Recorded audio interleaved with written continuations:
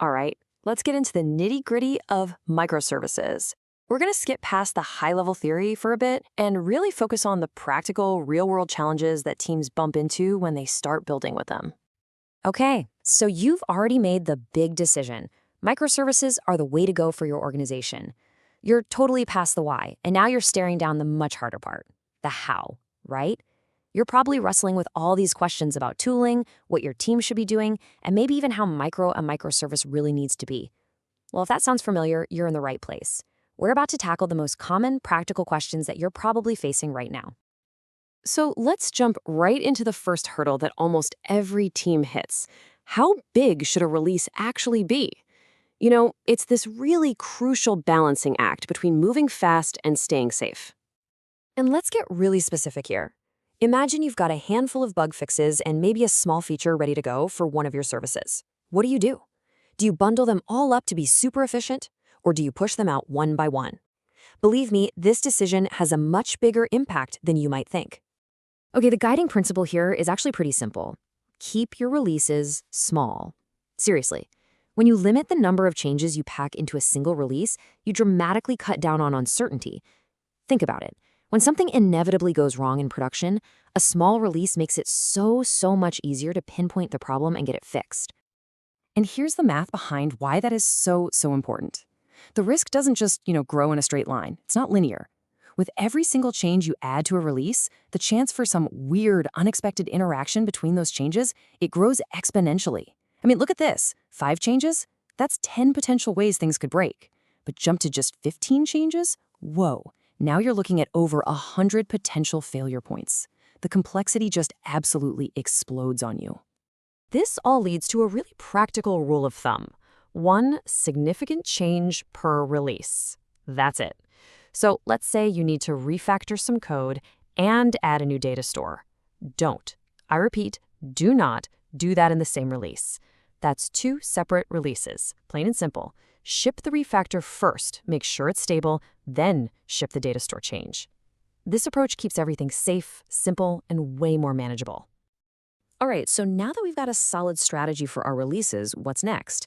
Well, the next huge question is all about the ecosystem that's going to support all this. Let's talk about tools.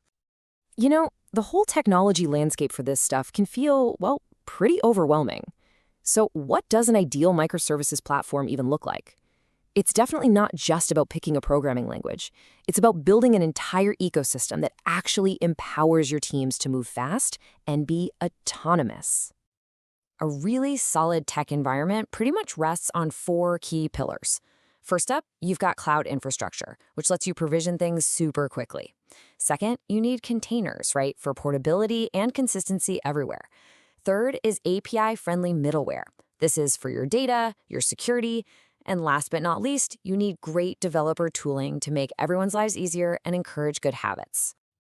Okay, now within that whole tech environment, it's super helpful to think about 2 different kinds of capabilities. The first kind is what we call shared capabilities. Just think of these as the foundational services that a central platform team provides for everyone. The whole point here is to cut down on complexity and stop every single team from reinventing the wheel.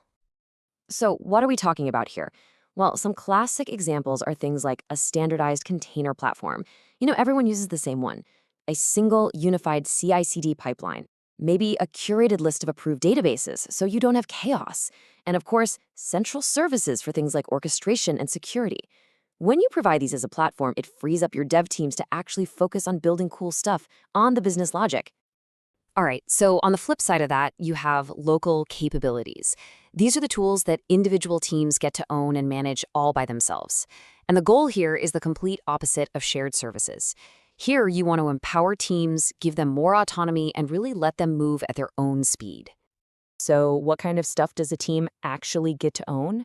Well, we're talking about things like their own runtime configuration, using feature flags, for example, their own service discovery tools, specific request routing through their own API gateways, and, this one is so important, their own system observability and monitoring. It all comes back to that you build it, you run it philosophy. All right, so we've covered how big your releases should be, and we talked about tooling. But here's the thing. You can have the best tools in the entire world, and they won't help one bit if your processes and your culture are fighting you every step of the way. And that brings us to our final and maybe most important section, the practices that really truly make microservices successful. Yeah, this question is about your entire development lifecycle from start to finish. How do you need to think and work differently to really make this architecture thrive? Because the shift is just as much about culture as it is about technology. And to really get a handle on this shift, let's just do a direct comparison. We'll look at the ideal way of working versus the, let's say, problematic state that a lot of organizations get stuck in. And believe me, the contrast is pretty stark.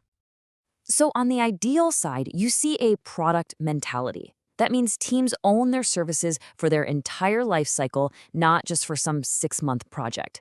This is all backed up by agile principles and continuous delivery, not some old-school waterfall approach with giant, scary, big bang releases. And what's the engine that drives all this goodness? A super high degree of automation, which gets rid of all those slow, error-prone manual steps. So look, if you're going to adopt any new practices, please focus on these. Having solid continuous integration and continuous delivery pipelines, that's totally non-negotiable. And you absolutely must have a high degree of automation baked into everything. And I mean everything. Testing, deployment, operations. This stuff isn't optional. It's the foundation for your success. We really hope this quick guide has given you a solid, practical foundation to build on. And hey, if it has, it would be awesome if you could help us make more of these by liking, sharing, and subscribing to the channel. Okay, so now that you've got that foundation, it's time to think about what your next move is going to be. So I'm going to leave you with this final thought to chew on.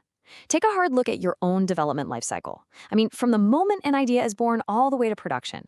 Where is the single biggest bottleneck that's slowing you all down? Is it manual testing, a painfully slow deployment process, some centralized approval board that takes forever?